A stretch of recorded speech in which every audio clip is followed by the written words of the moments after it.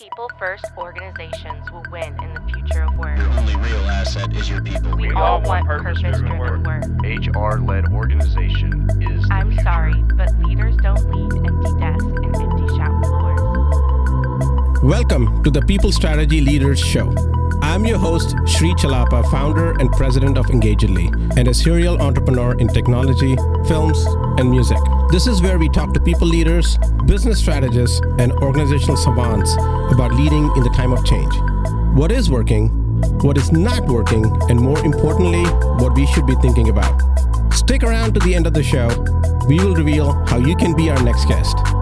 And now, let's engage. Hi, this is Sri Chalapa again with People Strategy Leaders Podcast, and welcome to our next show. Today, I am really excited to introduce Amari McComas, who, just a little background about Amari McComas. She is the CHRO of CPSI, which is a publicly traded company. She became a Chief People Officer in 2021 under Amari's leadership. Her team builds, inspires, and maintains employee engagement while shaping a culture that represents the voice of the employee. In addition, Amari and team are central to CPSI's transformation journey, one that is leading the company to deliver digital innovation and accelerated growth. An HR visionary focused on results, Amari brings extensive experience to CPSI related to strategic human resource management, including system implementations, M&A integrations, and organizational development, along with sourcing, hiring, and retention of quality and diverse candidates. Amari graduated from Emory University with a Bachelor's of Arts in Sociology. She's a two-time recipient of the Diversity Ambassador Award for increasing awareness in education and recruitment related to affirmative action. Amari resides in Charlotte, North Carolina, and currently serves as the Board of Directors Chair for the Veterans Bridge Home. Welcome to the show, Amari. Thank you. Thank you for having me. I'm really excited to be here. Well, me too. And, I don't really get to talk to a lot of diversity people as necessarily, but it's even more rare to talk to a CHRO of a publicly traded company who's of a Latino origin. So we obviously don't see that a lot. So I wanted to understand, what was your journey to get to this point?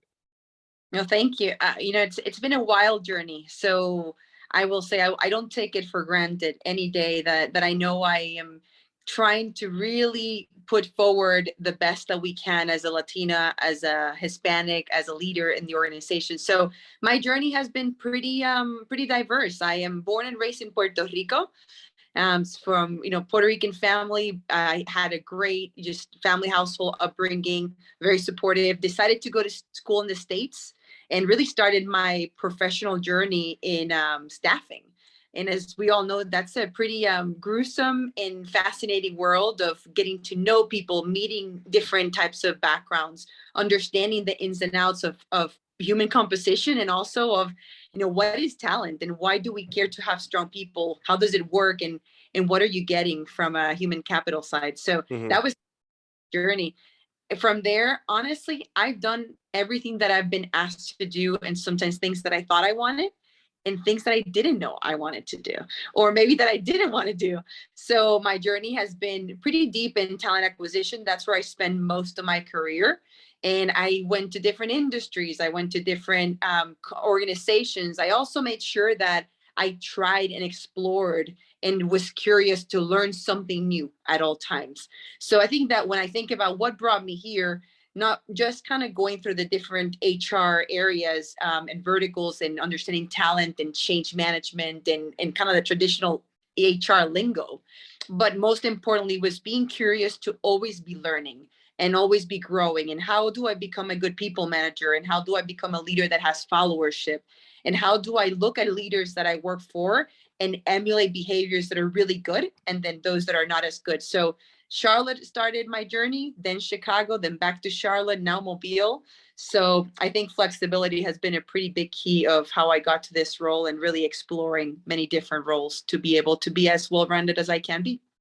That's awesome. So can you tell me, why don't we see more people like you in leadership positions, especially in publicly traded companies? And what do we need to do about it? That's a hard question. I would say because I would say I wish there was more of us, and maybe part of the challenge that we've had as a community is there's not a lot. So when we are younger, right, and I think about me and maybe in my 20s, I just graduated from college. I'm not quite sure what I want to do with my life. I know I want to be in the people sector because that's always what I've loved, but I didn't see a lot of people that I could kind of look up to and say, "Ooh, I want to be like her. Oh, she's successful, and this is what success means to me," and that really resonates. There is not a lot of that. So when you asked me the question, why is there not more Latinas and Hispanics, in leadership roles in publicly traded companies? I think number one is you have to see people that look like you to sometimes want to even aspire to there. You also have to have people that inspire you through your life, and that you want to emulate in some way, shape, or form. So I think the more representation, the more opportunity people have, the more we'll see that changing. And at the end of the day too, there is a cultural component. I think, to be honest with you, as females, it is different to be in the leadership role. As a woman of of a diverse background, culturally it is different. And I think getting comfortable with who you are and being able to show up, all of you, without having to change to kind of conform to a norm or an organization or a culture is really different. And we have to get to the place where we are comfortable being who we are in all positions and in different organizations.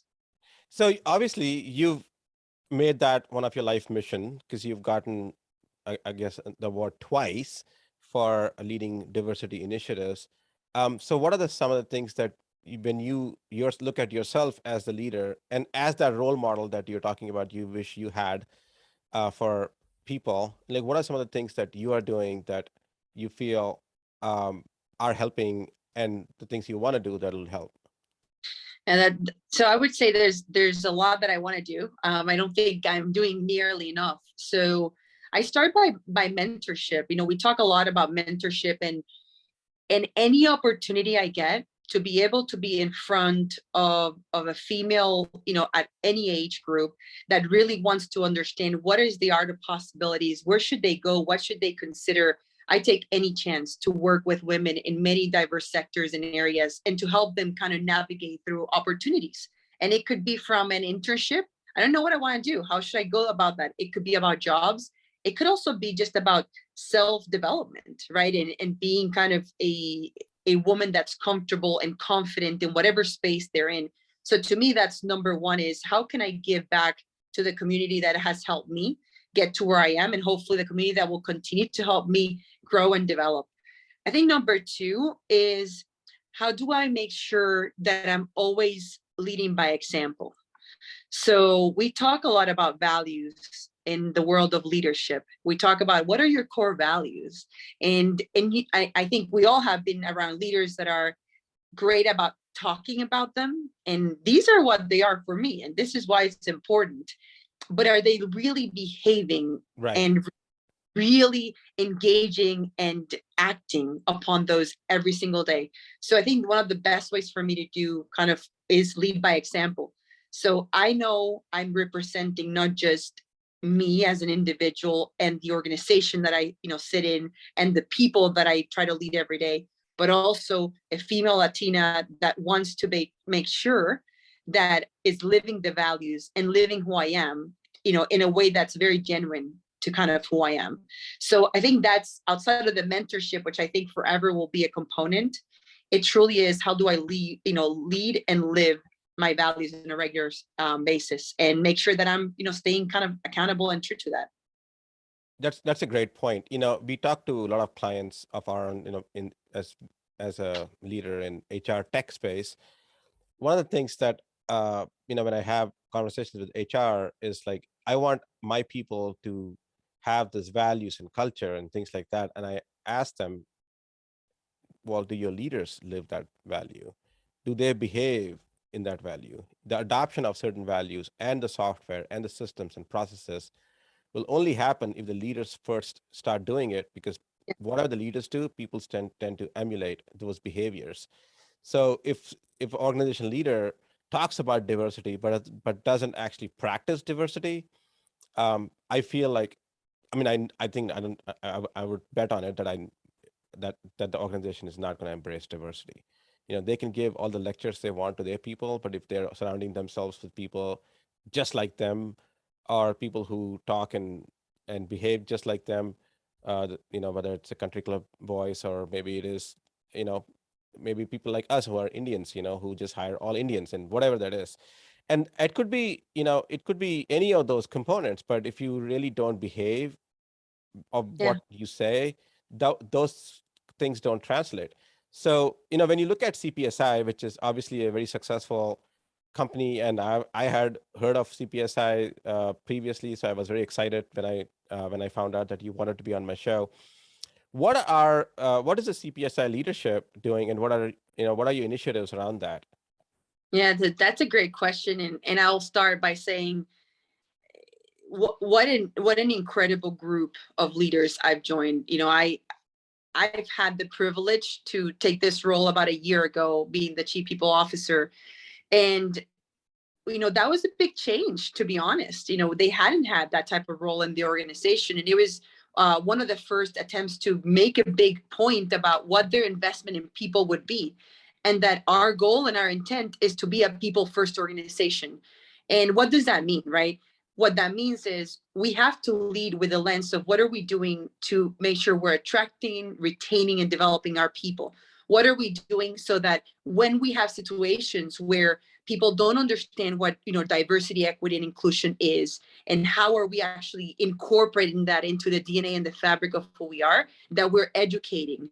Because for a long time, the organization has been successful from obviously market and profitability. It has been successful in that we have some pretty incredible talent and leaders that have been here for a long time. And the question is, how do we utilize what we're good at, but then kind of go into the next level of being intentional about our decisions and our actions? To go back to your question. So some of the things we've done is really kind of how do we ensure that we have better visibility into the data of kind of our people and our progress and mobility, so that we can get better opportunity for our internal talent to be able to move through the organization. It wasn't easy. It wasn't. It was a little bit of luck and sometimes opportunity. So how do we make that more transparent so that we can be a more inclusive and a more mobile environment? I think the other piece is, DEI and that space is fairly new to the organization. So we've invested in putting a council together, and that council is responsible for really activating and educating and engaging our workforce in what all the celebrations of DEI include. And the most important point of that to me is that it's not just putting a little logo somewhere that says, oh, we celebrate Hispanic Heritage Month, or we celebrate this. Is we celebrated, here's how we're doing it. And let me tell you a little bit of history of why you should care, to understand too. That doesn't mean that everyone's going to be an advocate for everything, because that's not the world we live in. But at least you have to understand and respect. And that's kind of our goal, is how do we get people to move the needle a little bit? How do we get them to go from, why does it matter to me if I'm not one of you or one of us or one of them? And hey, we're all in this together, and that's the world we live in. So we've been putting a lot of kind of key components of how do we thread DEI into our practices, from how we think of performance management, how do we think about the recruiting slate and making sure we have a variety of candidates in the slate. But most importantly, how do we kind of incorporate it into the fabric on who we are and the things that we really love about our organization, to be more educated and to have higher levels of respect for each other as it relates to the backgrounds we come from, and the paths that we've all shared through this journey of work. So those are some of the things, but it goes back to the people. And if we say, if we're a people first, now we're going to have to actually make sure that we deliver that we are people first. That doesn't mean that every decision we make, people are going to love, because that also means we're going to remove some barriers and we're going to put some others to make it harder. But I think if we stay true to the core of why we were going to do this, which is we want to make sure that we're delivering the best experience for those that are in the organization when they're in it and when they leave too. And if we can kind of stay true to doing that and amplifying their skills and making sure we're really investing in our people, that's going to translate into many other things and how they engage with our customers. So that's a little bit of kind of how we're thinking about that and putting it as part of our DNA and our day-to-day. That's awesome. What are some of the other people first things you're doing at CPSI?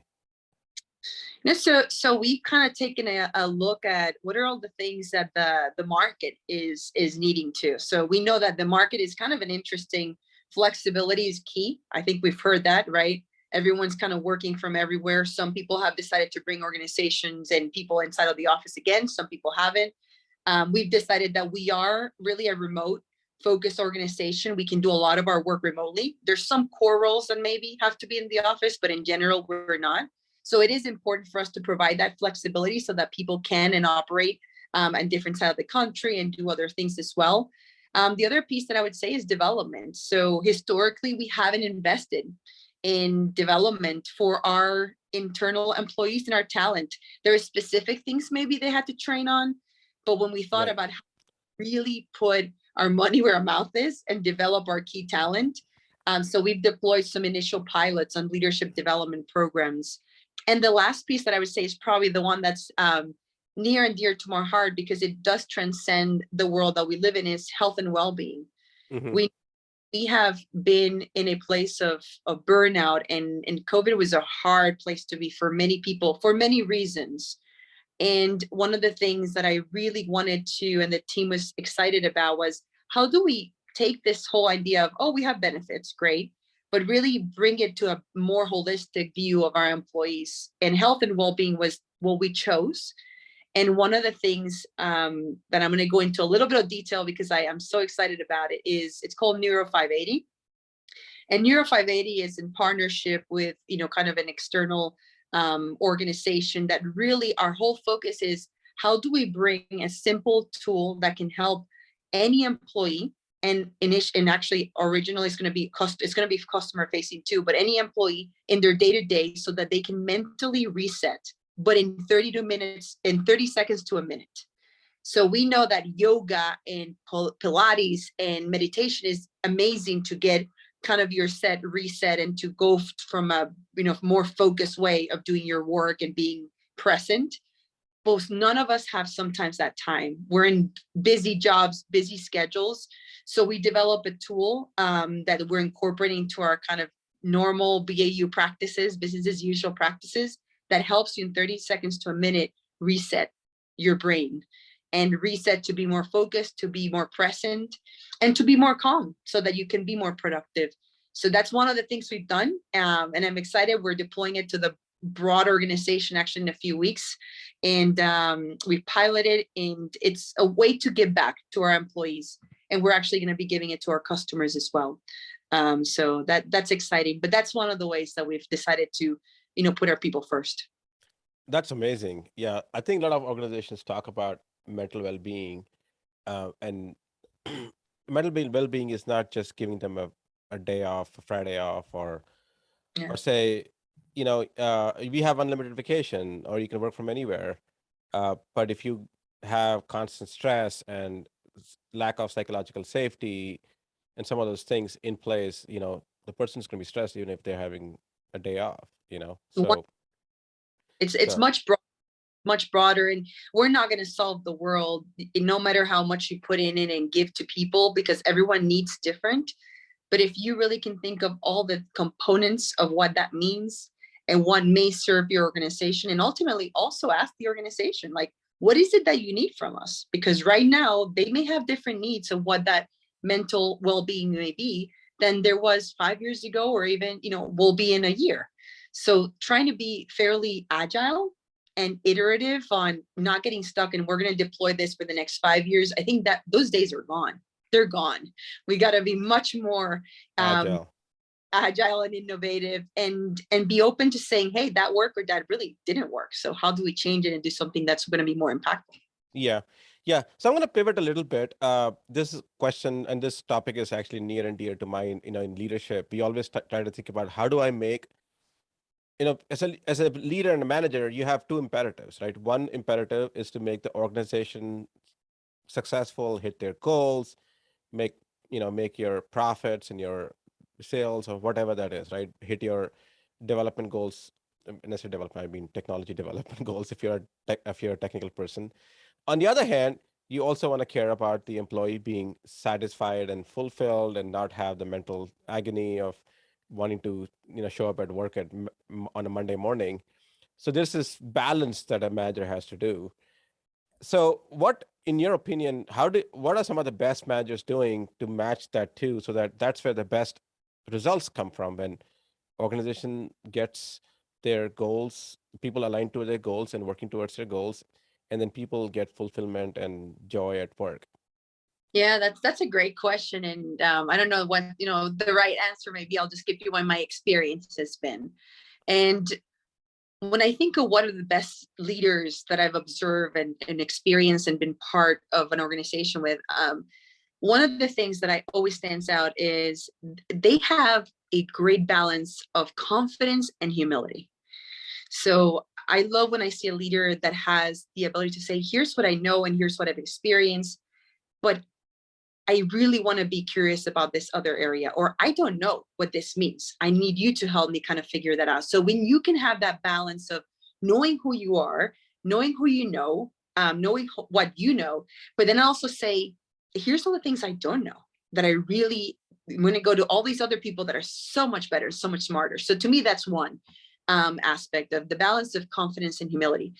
Another aspect that, again, it's very important to me is the level of genuineness that they bring to the role, to their day-to-day, to the life of the world that they operate in. So when I can sit down with someone or have worked for someone or have seen someone really be genuine in the way they communicate, in the way they show up, a leader that can ignite trust because people care to hear and understand and value what they bring, to me, that's another key component of a great leader.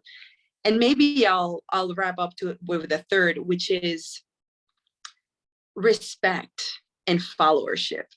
So when you have the ability to admire or be admired because of who we are as people first, not because of who we are, because we executed all these things and we're so good at delivering, that's great. And don't take me wrong, we all need to deliver, and we're, especially if you're working for a for-profit, we're getting paid to do a job.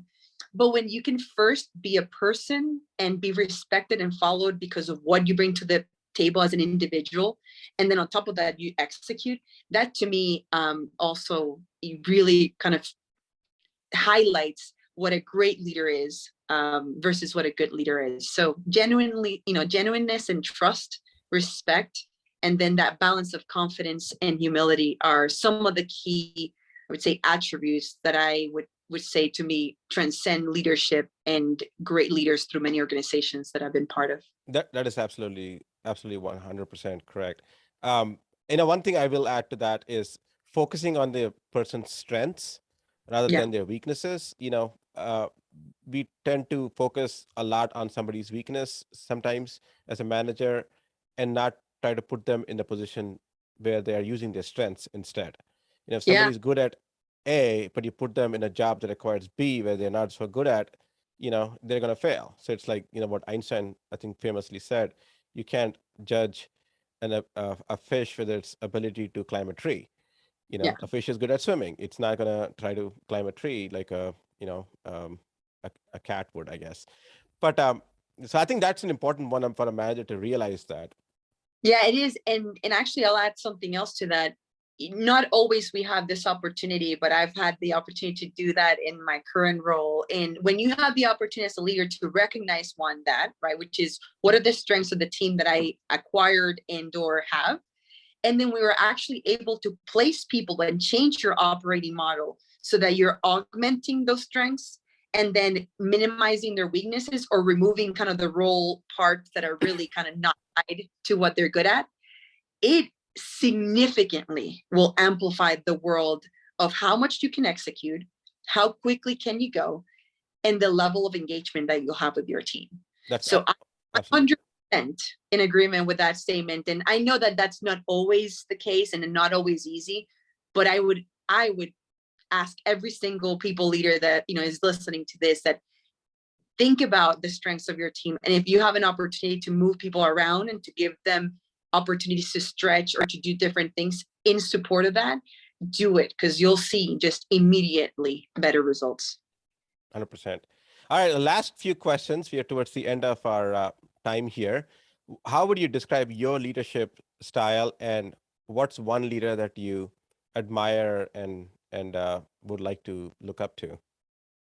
Yeah, so maybe I'll repeat a little bit, because I guess what I admire is also maybe what I consider my leadership style to be. But maybe things that I haven't talked about. From a style, I'm extremely passionate. So I would say passion is probably one of my core values, and it's also from a style, kind of who I am and how I operate. And it is really the ability to make a difference in the world around me while loving what I do. So every single day when I show up to work, I know I need to make an impact. That's my why. That's what I do in every facet of my life. And then how is that going to change the world for the better? So I have a lot of passion, and that comes across typically in everything I do. So I say that's one. Number two is transparency. Everyone knows where I stand, where they stand. I try to be very direct and mindful of how that's received. And I've had to really think through that through the years, but I try to be transparent and always know that there's no question of where I stand and where people stand. And I think that's really created a lot of great relationships and trust quickly. So that's number two. And number three is, which is going to sound a little cheesy, and I don't know if someone has said that before, but it's probably love. Everything that I do really comes from the heart. So I can't really do a role, I can't lead people without love. I care about people first and who they are as an individual, and then it's everything else. So if I have to talk about leadership style, I know it sounds kind of like, really, but it is. I'm all about love. And if I don't feel that, and if I can express and be that person, then I know it's not the right time, the right fit for me. Excellent. And who do you admire as a leader that you want to emulate or follow? That's probably one of the hardest questions that I've been asked, and it's interesting because I think that it depends. I'll say it depends. It depends personally and professionally. I'll have two answers for you. Professionally, I had one leader that specifically always comes to mind. She was one of the most empathetic leaders that I've probably worked for in my career. She allowed me and my colleagues to have room for learning and was a great teacher. She let us fail and learn through that process, and it was a very comfortable space to do so. She also took risks and gave us opportunities of things that we didn't know or we hadn't, maybe experienced. So I think that is one of the components as a leader, that you have leaders that will kind of bet on people or bet on kind of experience, and she bet on people. And that's one of the things that I would say I try to emulate. I bet on people and capabilities that they have, and they can learn everything else later or as part of the job. So she was someone that I just thought had a great balance of savviness and engagement, and she was kind, and she didn't have to be, she was very direct and to the point when she had to, but she had that softer side too. And as a woman, I always appreciate when we showcase that you can still have the emotion and the love and the passion, and that be seen as a positive, and also be effective and impactful in your day-to-day. So she was the one that I probably will always remember and try to emulate in many of the facets. And personally, it's my parents. They were great leaders in the spaces that they were in, but they always showed me the value of work and, making sure that you're being committed and that you're working hard, and that it is important to live by your word, and that your word matters, and that your behaviors matter more. And that at the end of the day, that you're in the right place when you can be who you are at all times. And when you find that, that's a pretty good place to be. And that is really happiness at the end of the day. Awesome. Well, thank you so much, Amari. It's been a pleasure, and I really admire your passion that you talked about, but also what you displayed on this show. So I really appreciate it, and CPSI is very lucky to have you. Thank you With so that, yeah, with that, we'll wrap up the show, and until next time, thank you. Sri Chalapa here. Thank you so much for listening to the People Strategy Leaders podcast. If you are a successful leader or a people strategist who would like to be on this program, please visit engagedly.com/People Strategy Leaders podcast. If you got something out of this interview, would you share this episode on social media? If you know someone that would be a great guest, tag them on social media to let them know about the show and include the hashtag People Strategy Leaders. I love seeing your posts and guest suggestions. We are regularly putting out new episodes and content. To make sure you don't miss any episodes, go ahead and subscribe. Your thumbs up, ratings, and reviews go a long way to help promote the show and mean a lot to me and my team. Want to know more? Follow me on LinkedIn and Twitter @Sri Chalapa. Thanks for listening. We will see you next time. And thank you to Patrick Ramsey, sound engineer at Kalinga Production Studios, for recording and mixing this show.